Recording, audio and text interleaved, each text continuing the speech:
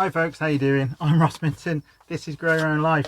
I hope you don't mind me talking while I'm working because I'm potting on some sunflowers. I've got a few that needed new homes. So, and I can't put them outside yet because we're having this silly cold weather still. So I've got a job of potting on quite large sunflowers, which is a bit of a pain. Anyway, this video is not about sunflowers. This video is about product placement and endorsing stuff that I don't really agree with. Now, I don't do a lot of product videos. I've done a few. The chicken coop was one. I try and always do it for products that I actually I like, or products I think are good, or products I think will be handy or useful for the allotment, or even products that I think are pretty good, but even with a few tweaks, you know, you can improve them and make them work in your garden or your allotment. I see a lot of things on YouTube of people endorsing products and things, and I don't think they take into account like the consequences of certain items. And I'm not going to go into which channels do it or whatever. I'm sure you know for yourself, but I'll give you a good example. I was contacted by a company called Spider Farms late last year, and they wanted me to promote their grow lights. And I basically had a look online. They wanted me to do like something like 8 positive videos in return for 1 grow light. And I said to them, I said, well, I can't, for a start, I said, I can't do a positive video. I said, if I use it and it's a good product, I said, yeah, and I'll make a positive video about it. But I said, it's got to be an independent review. If I use it and it's not very good, I'm going to say so on my video. Needless to say, they didn't want me to endorse their product. Now, you've probably seen a load of other gardeners out there that have all jumped on Spider Farms over the last few months and then been promoting it, and which is fair enough. If they've made a few quid off it, that's down to them. But I was never going to push a product down your throat with a positive review for the sake of making a few quid or getting a free sample. That's not what I'm about. It's probably why I don't have many sponsors or many subscribers, because I don't chow down on corporate cock, as he's wearing a football shirt. But anyway, so the other day, getting to the point, sorry, I digress. Anyway, so what happened the other day was I bought myself a few weeks ago, I bought myself a new hose lock, Super Hose it's called. It's one of those expandable hoses. The hoses that they shrink back up into a little bundle when you finish with them. And I thought that would be quite a nice touch for the garden, because I had a big hose on a reel beforehand, and the dog had chewed it a bit, and it was a bit, it was 20 years old. This hose was 20 years old, and I thought it's about time I had a new hose for the garden. So I treated myself, and I think I spent about £15 on one of these expandable. You've seen them, there's X hoses and all those kind of ones. But anyway, I had the hose lock, Super Hose. It was called a Super Hose, and I thought, well, this looks good. It's done by Hose Lock. It must be really good. Sorry for the language, but it's absolute dog shit. It really is. The 5th or 6th time I used it, it broke. I think one of the internal valves that makes it shrink and expands has collapsed on itself. So you put the water pressure on full power and it gets to that valve, and then it just stops and it trickles out the end. So it's a completely useless hose pipe. You can't use it for anything. Now, the old-fashioned hose pipes, like the one we're all used to, the big solid bits of plastic, yeah, they're plastic, and plastic isn't great for the garden, as we know with pots and stuff. But if you have a plastic hose pipe and it lasts 20 years, that's where plastic can be a good thing for the garden. I mean, a 20-year-old hose pipe that is plastic is a lot better than a plastic hose pipe that lasts 6 weeks. So anyway, that got me looking. I was like, was I sold a pig in a poke? So I started researching online, and I should have researched online sooner. And I looked at these expandable hoses, these X hoses, and these Super Hoses, and all the other manufacturers and brands that do these new that do this new expandable hose. And all the reviews are absolutely dreadful. They are terrible reviews. People saying how they break after 6 months, a year. You know, I think they barely make it into a second growing season. If you've got one of these expandable hoses and it's longer than 2 years old, then I think you're doing really well. Because going from the reviews online, it's they're just rubbish. And what annoys me is gardening companies and gardening firms who are supposed to be looking after nature and making these really crap, and they are crap, plastic products that last 6 months, 12 months, 2 years, and then they're no good, and they can't be recycled, so they just have to go to landfill. So yeah, whereas before we had a plastic hose, and plastic isn't great, but that plastic hose might last 20 years, as mine did. Now we're having plastic hoses last 2 years. It's absolute madness. And gardening companies like Hose Lock, and I'll show you the tweets they sent me, should do better. You know, I messaged them saying, surely this isn't good enough. And they're like, oh, we're doing all we can to limit the use of plastic. Well, you're not. Just look at your packaging for God's sake. The packaging that the hosing comes in is plastic. The hose itself, the components are plastic. And then if it's not going to last a growing season, or at least 2 or 3, it's just really, really bad for the environment. Now, look, as I've said before, I hate being preachy, and I'm not the bastion of all things environmental. I'm learning as I go, and I make many mistakes, but I'm just a dude. Ooh, chicken's laying an egg. But I'm just a dude in my garden, and I'm kind of get all my information off the the internet and talking to people and reading books and this, that, and the other. Companies like Hose Lock, they have research and development departments, they have marketing departments, they have people employed with big salaries to do the research and look into these, and they should be doing better. They really should be making products that last. If they're making plastic products, they should be making ones that last a long time and can be recycled afterwards. So if you're thinking of buying a new hose pipe, please don't get one of these expandable hoses.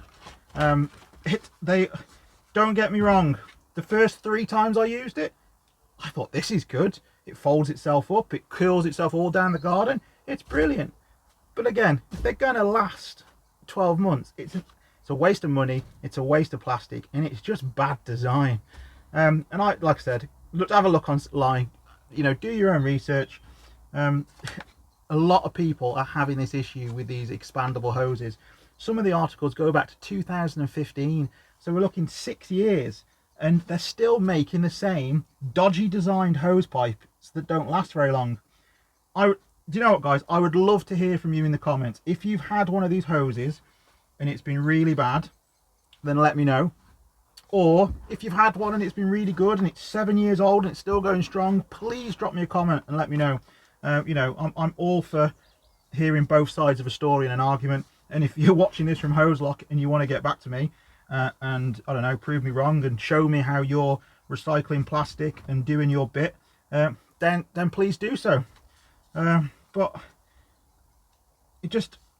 I was annoyed, and then it got me thinking about the environmental impact of products like that, and I just wanted to make this video, basically. So I hope it hasn't been too preachy, but again, if you're thinking about buying one of these expandable hoses, then think again. So anyway, until next time, from me and the sunflowers, take care, speak soon.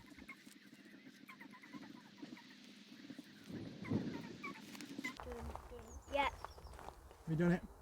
Yeah. All weeded? You happy? Just got them ones at the back. Oh, okay. Come around doing from this side, it was easy. No, because I don't want to have to. Yeah, that's all of them. Very good. Thank you very much. Where do you want me to put these? There's a bucket down here with all other weeds in, which when they've all died, they're going to go on the compost heap. What's that? A weed. Can I put it out? Of course you can. Sticky weed. Straight out. Horrible stuff.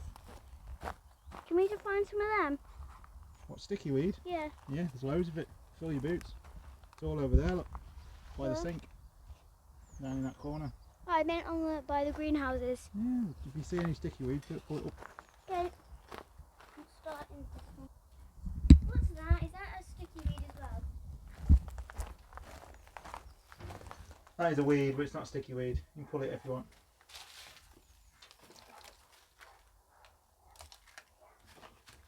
Some more in the corner there, look, by that pot. Here. Basically, if it's on the floor in the greenhouse, it's not. Pull it up. Yeah, apart from that, look, that's a grapevine. Never leave a knife on the floor. Okay. This There's that one. Ooh. There's them. See, I pull the weeds out and I throw them on the floor till they die and then just sweep them up. I haven't seen a broom down here, so... Okay, I don't really sweep. I scrape with a shovel Okay. and then scoop them up. Oh. Okay, I'm going to carry on watering. Okay.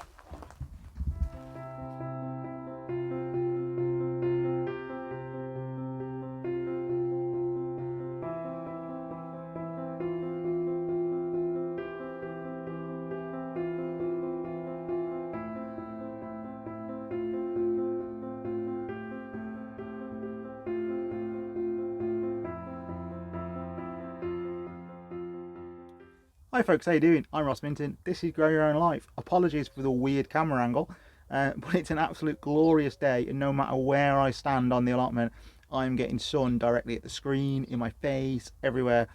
So I'm currently in my greenhouse looking down at the floor so I can get a decent picture without being too blurry, and so I can actually see what I'm filming, which is good. Anyway, I got quite a few things done. The grapevine that I moved is starting to bud up and leaf, which is absolutely awesome. That's now in the greenhouse. Obviously the chickens are loving their new run. Potatoes, I've got the first few shoots of potatoes coming through. And although we've had a cold spell and I've lost a couple of chilies and things like that, and some of my sunflowers that I potted on because it's still too cold to go outside at the moment, because we're having these weird peaks and troughs of temperature where it's like today, it's about 10:30 in the morning and it's like 19 degrees here in the UK in April, which is a warm temperature for April for the UK. But then at night time it's dropping. Well, last night was about 2 degrees and the night before was -1. So we're getting these massive highs and these massive lows, and the plants just, if you put them outside, they're going great guns in the day and then they're just dying at night. So other than that, it's been a pretty good, few months. But I've got a greenhouse full of stuff that I'm itching to get outside, like my sunflowers, and some of them are quite big now, but they needed potting on, and unfortunately I've potted them on, and then we've had this really cold snap, and they've had the trauma of being potted on, then they've had the trauma of the cold snap, and I looking at them, I'm probably going to lose half of them, I'd say, which is a bit of a bugger. I mean, it's not the end of the world, because I think they cost me £2 for something like 20 seeds. So, I've lost £1. I can live with that. In other news, we've had a poorly chicken. One of the old girls, one of the original rescue girls, I think she's about 7.5 to 8 years old. She was obviously around 18 months, 2 years when I got her from the rescue. She was an ex-battery hen. And she's an old lady now, and I think she's had a stroke. I thought it might be something horrible like Malik's disease and all the rest of it, but obviously she's an old hen and they normally affect younger hens.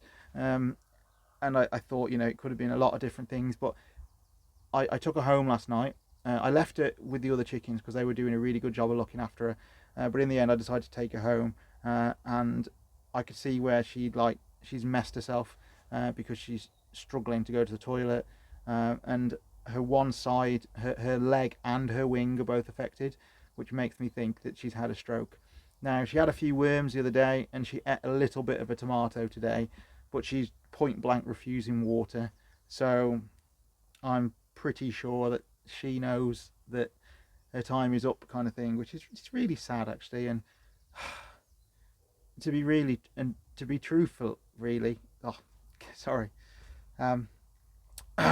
right, to tell you the truth, I probably tonight should really dispatch her, but I really don't want to, because it's one of the most horrible